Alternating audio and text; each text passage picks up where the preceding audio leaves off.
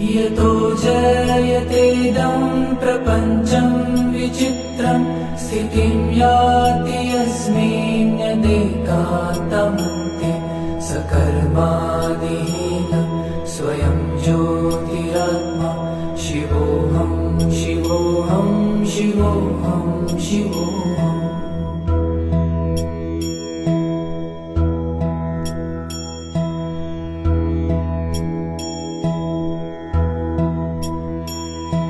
महादेव शम्भो गिरीश त्रिशूलं स्वैदं समस्तं विभाति तस्मात् शिवदान्यथा दैवतं नाभिजाने शिवोऽहं शिवोऽहं शिवोऽहं शिवोऽहम्।